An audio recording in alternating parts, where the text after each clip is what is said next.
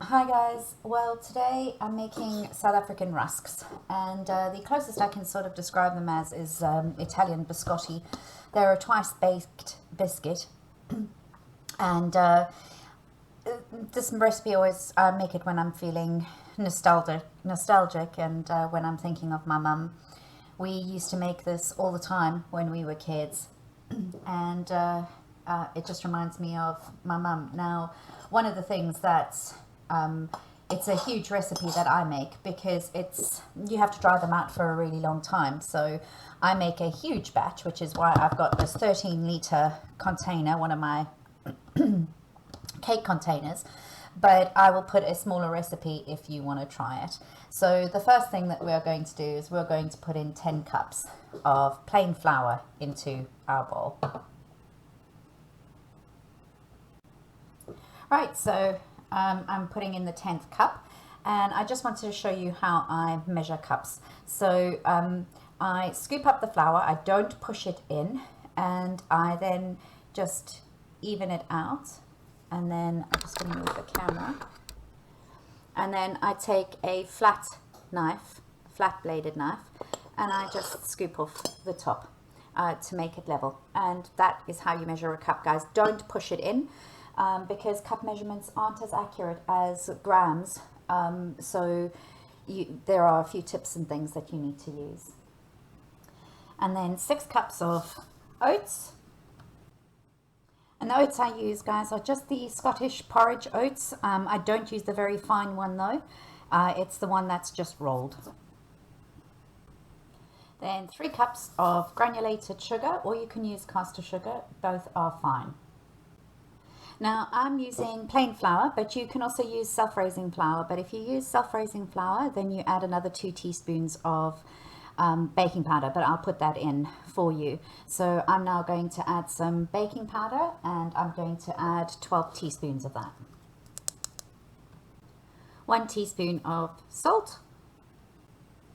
Right, then I add some, well, they call them raisins, but they're just dried cranberries.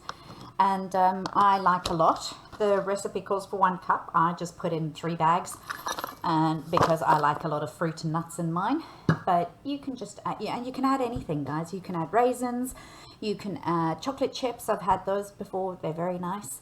Or you can add sultanas, you can add dried fruit like orange, dried orange peel, ginger, anything like that. And then I add roast peanuts, and I do add the roasted ones because they have more flavor. But again, guys, I've used all sorts of nuts in here, but I find peanuts actually give it the best flavor, so that's why I use peanuts in mine. Then I do all the wet ingredients. So I've done all my dry ingredients in the large bowl, and now I'm going to do all my wet ingredients in the other bowl. So I do 5 eggs, and remember, I always do it in a separate bowl first and then add them in, because you're using 5 eggs and you don't want to get any shell or a bad egg on the 5th one. Right, then I'm going to lightly whisk those. Just give them a beat. And I'm going to add 125 ml of oil to that.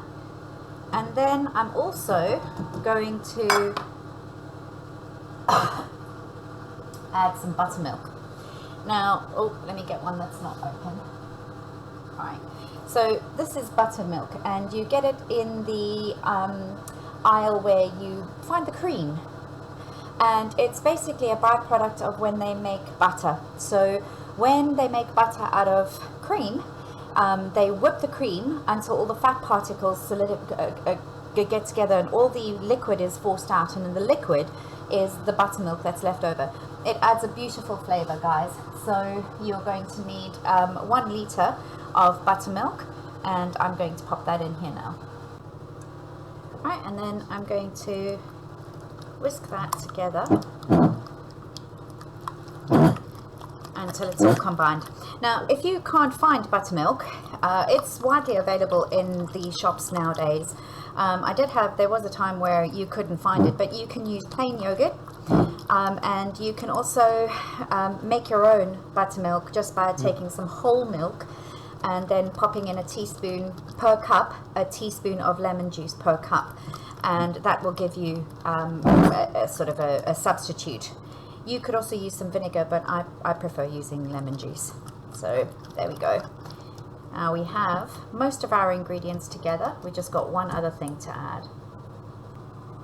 Right guys, so the last ingredient is some melted butter, and I've got 500 grams, 2 blocks of butter in there. So now we're going to add that to the dry ingredients and mix it all together. So what I like to do is I like to take the buttermilk first and just pour it all over. And you know me, I do not like to leave mixture, so I make sure that I scrape my bowl.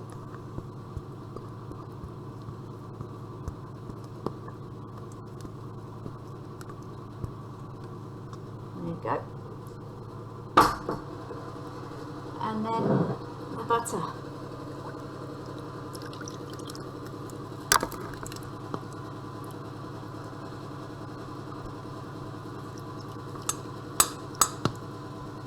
And then, guys, this is the messy bit. Now, I started off with a spoon, but very soon I get in there with my hands. Now, this is not a traditional, well, it's not a sort of a mixture between a batter, a cake, and a bread. Traditionally, this used to be made with yeast, and what they used to do when they used to trek into the wilderness and into the parts of Africa that hadn't been colonized yet or settled yet, they used to be traveling for ages, and they didn't always have, well, they didn't have fridges then. So what they did was they used to dry their food, and the dried food would last for months. And that's why whenever they got somewhere where they got supplies and things, they used to make a whole lot of things, dry them, and then it was stored on the wagons for eating whenever they wanted to. And they did that with meat as well. So that's where biltong comes from, which is dried meat.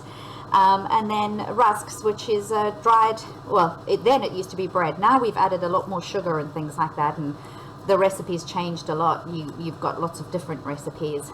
So once I get that mostly mixed in, I actually start with my hands, and I'm starting to incorporate everything, and I'm making sure that I lift up all the dry ingredients from the bottom, and I'm going to go around and I'll show you what that looks like when I'm finished. Alright, so there we go. Made sure that there is no flour, that everything is mixed in really nicely, and now I'm going to get my trays ready and I'll be back to show you. Right, now I have greased my pans, my trays. Now I'm lucky enough to have these wonderful trays from South Africa, and they are called rusk pans. So they have a cutter inside them, but for years before I got those, I just used to make them the old-fashioned traditional way where you cut them in. I will show you how to do that as well. But this needs quite a big tray, and I'll put the sizes of the trays on the recipe. So you're going to take your mixture, and I'm going to do half in each tray. I'm making 2 of these big trays, and I'm going to do half in each tray. Right guys, so I've got the mixture in. Mine didn't quite make 2 trays, but so I've just made a sort of a separate end to this one. But when you've got a sticky mixture like this, just wet your hands, and then that enables you to pat it down and make it even without it all sticking to your hands. So there you go, and then I'll straighten out that edge, and into the oven they go, and they're going to bake for about 40 minutes or so, maybe an hour. Right guys, so this is what they look like when they come out. It's quite a hard mixture. It's not soft, it's a little bit spongy, but it's got a lovely crust on the top of it. And I like to make mine flatter because the crusty bits are the nicest. So I'm going to get the cutter ready. Right, okay, so now the way that I've seen these used before is that they put it in the raw mixture and then take it out again and then bake the rusks, but then you've still got to cut them with a knife, and I can't do that. I mean, I just don't see the point. So the bottom of this, the little edges are very sharp, so this is what I do, and I actually cut them like this just as soon as they come out of the oven, and it needs some weight on it, and I'm going to do that, and then I'll show you what it looks like. Right, so now what I do is I have cut them all into little soldiers, and I just put them up onto their sides, and then now they go into the oven for about 4, 5, 6 hours, guys, to dry out, and they go out and go in a very low oven, and I'll show you what that looks like when they come out. So they're nice and soft, more sort of a mixture between bread and cake, really. I'll show you what they look like. They are delicious. And this is what they look like when they're done, guys. So they are hard. So they've been in the oven for about 5 hours, but just on their sides like this, drying out. And you can't break them, right? They are very crunchy, and you have them, well, in South Africa they generally had with coffee, but I like mine just like they are. And my family loves them, so that's why I make so many at a time. If you want to try them, let me know how it goes.